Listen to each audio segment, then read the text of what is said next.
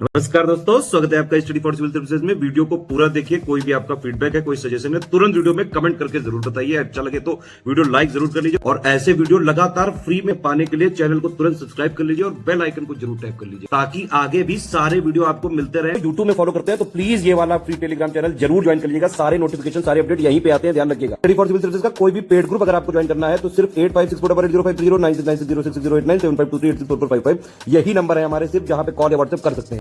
Instagram पे हमारा page जरूर फॉलो कर लीजिएगा, study4civil.services है। ट्विटर पे हमको जरूर फॉलो कर लीजिएगा, @study4civils है। सारे क्वेश्चन अटेम्प्ट करिए और स्कोर अपना तुरंत कमेंट करके बताइए। नमस्कार दोस्तों, आप सभी का स्वागत है स्टडी फॉर एग्जाम में। दोस्तों, यह यूपी ट्रिपल लेखपाल के सामान्य अध्ययन सीरीज का 15वां वीडियो है। आज का जो टेस्ट है यह मॉडरेट लेवल का बनाया गया है। वीडियो शुरू करने से पहले आपको बताना चाहता हूँ, हमारे कई पेड ग्रुप चलते हैं। अगर आप इन पेड ग्रुप को लेना चाहते हैं तो दिए गए नंबर पर कॉल कर जानकारी प्राप्त कर सकते हैं। तो आइए देखते हैं पहला प्रश्न लोग। बुद्ध के जीवन से संबंधित बौद्ध धर्म के प्रतीकों का मिलान करें। एक तरफ गौतम बुद्ध के जीवन संबंधित कुछ घटनाएं हैं और दूसरी तरफ जो है उनके प्रतीक हैं। इनको आपको सुमिलित करना है। इसके लिए 4 ऑप्शन दिया गया है, आप लोग ऑप्शन पढ़ लीजिए। गौतम बुद्ध के जन्म का जो प्रतीक है वह कमल है। इनके मृत्यु का जो प्रतीक है वह स्तूप है। गौतम बुद्ध के गृह त्याग का जो प्रतीक है वह घोड़ा है और ज्ञान का जो प्रतीक है वह पीपल वृक्ष है। तो इससे जो है इसका जो तीसरा ऑप्शन है, ऑप्शन सी, वह सही हो रहा है। आते हैं अगला प्रश्न लोग। किस पल्लव शासक ने मुक्तेश्वर मंदिर और बैकुंठ पेरुमल मंदिर का निर्माण करवाया? नरसिंह वर्मन द्वितीय, नंदी वर्मन द्वितीय, नंदी वर्मन तृतीय या महेंद्र वर्मन? तो इसका जो सही आंसर है वो ऑप्शन बी, नंदी वर्मन द्वितीय ने। नंदी वर्मन द्वितीय ने मुक्तेश्वर मंदिर और बैकुंठ पेरुमल मंदिर का निर्माण करवाया था और इसका जो निर्माण है वह 7वीं शताब्दी में हुआ था। मुक्तेश्वर मंदिर भुवनेश्वर में स्थित है और बैकुंठ पेरुमल मंदिर जो है यह तमिलनाडु के कांचीपुरम में स्थित है। किसानों का पहला सफल विद्रोह कौन था? पावना विद्रोह, नील विद्रोह, चंपारण सत्याग्रह या खेड़ा सत्याग्रह? तो इसका जो सही आंसर है वह ऑप्शन बी, नील विद्रोह। किसानों का पहला सफल विद्रोह जो था वह नील विद्रोह था और यह जो है बंगाल में 1859 में यह विद्रोह हुआ था, नील विद्रोह। यहाँ पे 4 घटनाएं दी गई हैं, इनको आपको काल क्रमानुसार व्यवस्थित करना है। इसके लिए 4 ऑप्शन दिया गया है। तृतीय गोलमेज सम्मेलन, प्रांतीय चुनाव और मंत्रिमंडलों का गठन, कांग्रेस का त्रिपुरी संकट, कांग्रेस समाजवादी पार्टी की स्थापना। आप लोग ऑप्शन पढ़िए। तृतीय गोलमेज सम्मेलन जो है वह 1932 में हुआ था। प्रांतीय चुनाव और मंत्रिमंडलों का जो गठन है यह 1937 में हुआ था। कांग्रेस का त्रिपुरी संकट जो है यह 1939 में हुआ था और कांग्रेस समाजवादी पार्टी की जो स्थापना है वह 1934 में हुए थे। तो इससे जो है इसका जो दूसरा ऑप्शन है वह सही हो रहा है। सबसे पहले तृतीय गोलमेज सम्मेलन जो 1932 में हुआ था। दूसरे स्थान पर कांग्रेस समाजवादी पार्टी जो स्थापना है वह 1934 में हुई थी। तीसरे स्थान पर प्रांतीय चुनाव और मंत्रिमंडलों का गठन वह 1937 में हुआ था और अंतिम में जो है कांग्रेस का त्रिपुरी संकट जो 1939 में हुआ था। आए थे अगला प्रश्न लोग।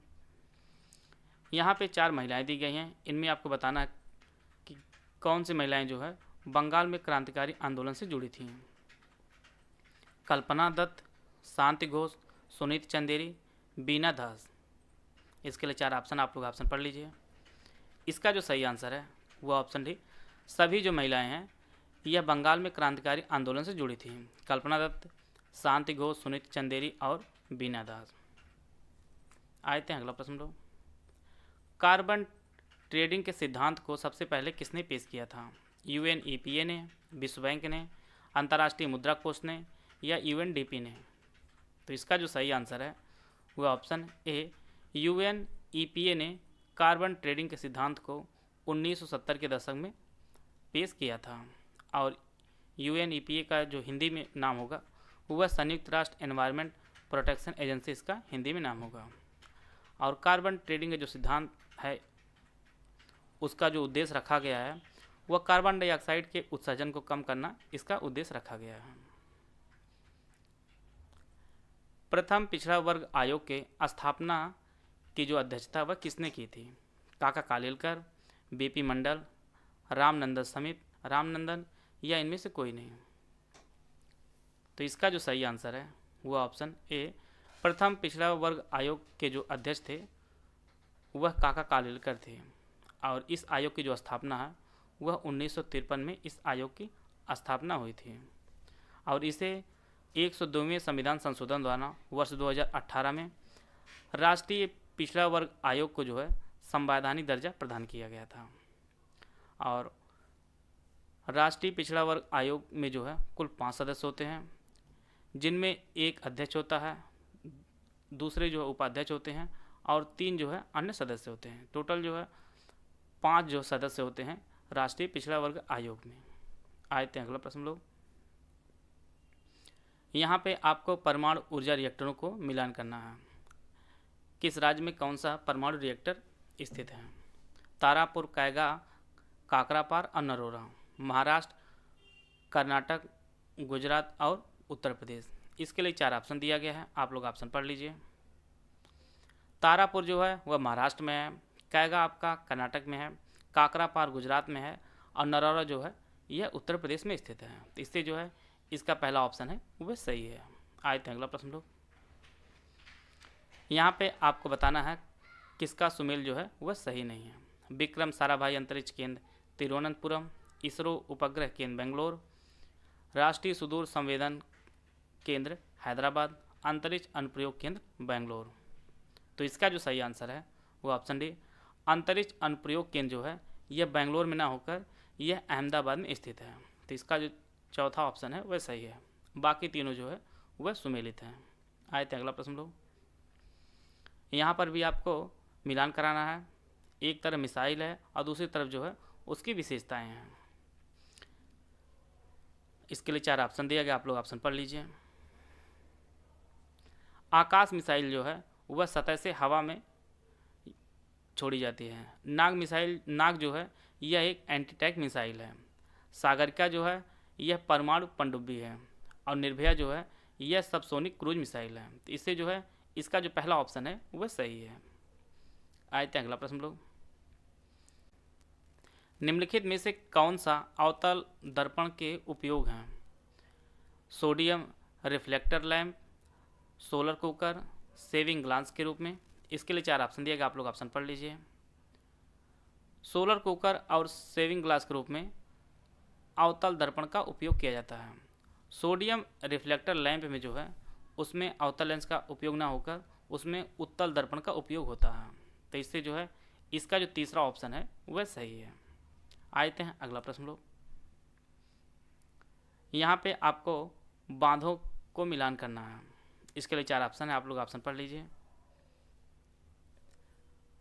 ओबरा बांध जो है यह रिहंद नदी पर है, मेजा जो है बेलन पर, जलालपुर जो है करडिया और राजघाट जो है वह बेतवा पर है।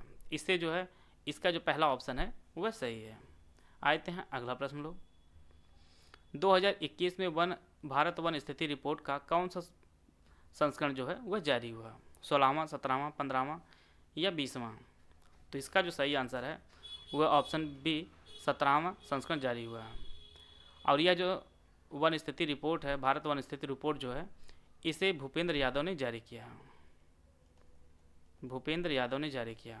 पहली वन स्थिति रिपोर्ट जो है वह 1987 में जारी की गई थी और 2021 की जो रिपोर्ट है यह इसका 17वां संस्करण है। आते हैं अगला प्रश्न लोग। बुंदेलखंड एक्सप्रेसवे इनमें से किस जिले में से होकर जाता है? चित्रकूट, बांदा, महोबा, इटावा। इसके लिए 4 ऑप्शन, आप लोग ऑप्शन पढ़ लीजिए।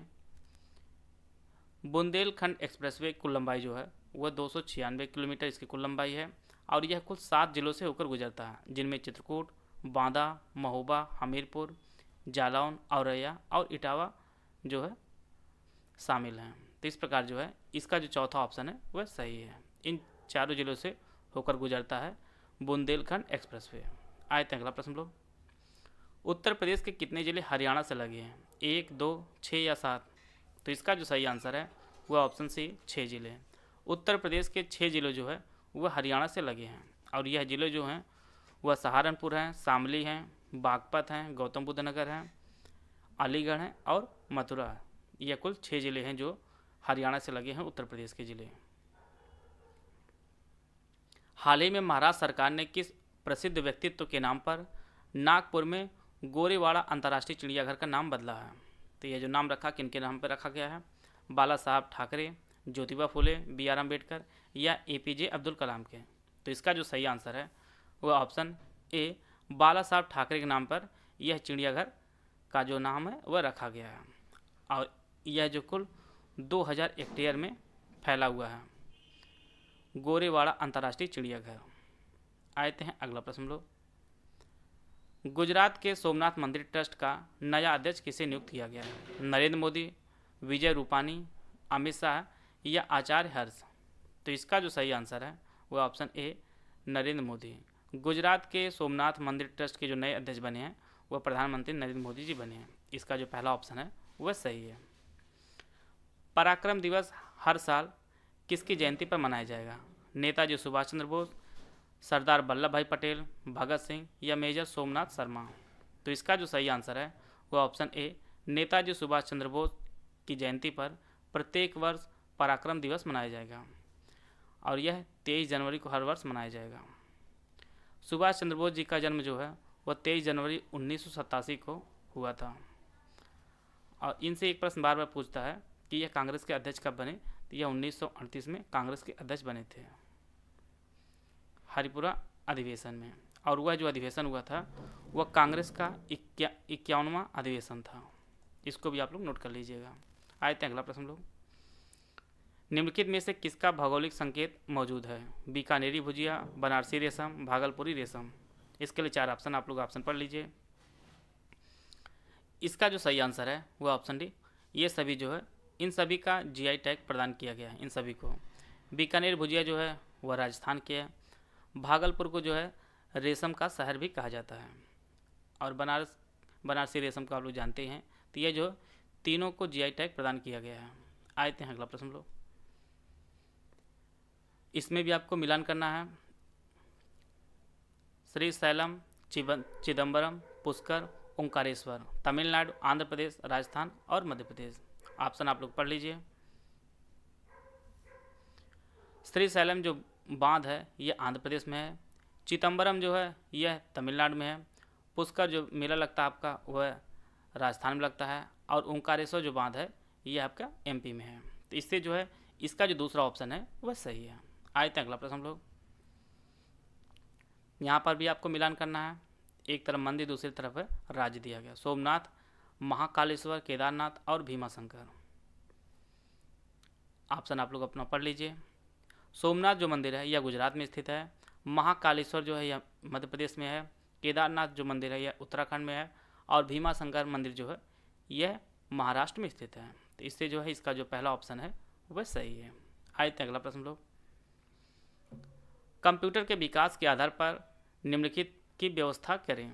यहाँ पे जो है इसको क्रम से सजाना है कि किसका विकास पहले हुआ, उसके बाद किसका हुआ, फिर उसके बाद किसका हुआ। Transistor, vacuum tube, IC chip, micro processor? सबसे पहले जो है वैक्यूम आया, दूसरे स्थान पर ट्रांजिस्टर, तीसरे स्थान पर आईसी और चौथे स्थान पर माइक्रो प्रोसेसर आया। यह जो है कंप्यूटर के विकास का जो है यह क्रम है। इसका जो है तीसरा ऑप्शन है वह सही है। सबसे पहले वैक्यूम ट्यूब, फिर आपका ट्रांजिस्टर, फिर आईसी और फिर इसके बाद माइक्रो प्रोसेसर। आते हैं अगला प्रश्न लोग। लॉर्ड रिपन के कार्यकाल में जो घटनाएं हुई हैं उनको आपको कालक्रमानुसार व्यवस्थित करना है। पहला, कारखाना अधिनियम, वर्नाकुलर प्रेस एक्ट का निरसन, इल्बर्ट बिल विवाद? इसके लिए 4 ऑप्शन आप लोग ऑप्शन पढ़ लीजिए। पहला, कारखाना अधिनियम जो है वह 1881 में आया था। वर्नाकुलर प्रेस एक्ट का निरसन जो है वह 1882 में हुआ था। और इल्बर्ट बिल विवाद जो है वह आपका 1883 में हुआ था। इस प्रकार जो है इसका जो पहला ऑप्शन है वह सही है। आए थे अगला प्रश्न लोग। निम्नलिखित में से कौन सी धाराएं प्रशांत महासागर की ठंडी धाराएं हैं? यहाँ पे 4 धाराएं दी गई हैं। ओखोटस्क धारा, कैलिफोर्निया धारा, हम्बोल्ट धारा, अलास्का धारा? तो इसका जो सही आंसर है वह ऑप्शन सी ओखोटस्क धारा और कैलिफोर्निया धारा और हम्बोल्ट धारा ये सभी ठंडी धाराएं हैं। जो प्रशांत महासागर में बहती हैं। आते हैं अगला प्रश्न लोग। यहाँ पे आपको बताना है किसका मिलान सही नहीं है। लाल क्रांति मांस उत्पादन, काली क्रांति खनिज तेल, गुलाबी क्रांति झींगा मछली का उत्पादन, गोल क्रांति अंडा उत्पादन। तो इसका जो सही आंसर है वो ऑप्शन डी, गोल क्रांति जो है वह अंडा उत्पादन नहीं संबंधित है, बल्कि ये आलू उत्पादन संबंधित है। बाकी तीनों जो है वह सही सुमेलित हैं। वीडियो अगर आपको अच्छा लगे तो लाइक कर सकते हैं, चैनल सब्सक्राइब कर लीजिए। वीडियो को पूरा देखने धन्यवाद। जय हिंद, जय भारत।